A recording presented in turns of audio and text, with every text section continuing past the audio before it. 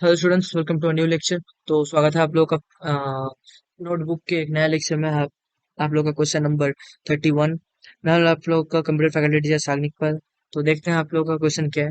तो आज का फैक्टोरियल निकालना है। फैक्टोरियल होता क्या है? जैसे कि 5 फैक्टोरियल इक्वल्स टू होता है 1 इंटू 2 इंटू 3 इंटू 4 इंटू 5। ये होता है इक्वल्स टू 120।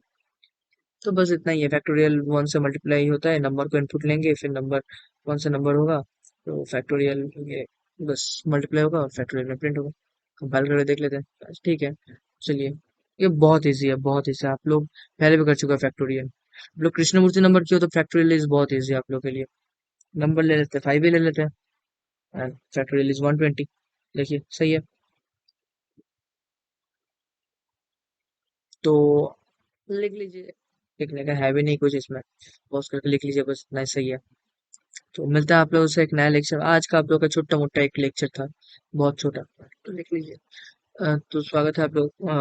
Bye bye. आप लोग मिलते हैं, गलती हो गई तो मिलते हैं आप लोगों से एक नए लेक्चर में नए क्वेश्चन के साथ। नोटबुक के नए क्वेश्चन में मिलेंगे। तब तक के लिए good bye, stay safe, keep learning hard.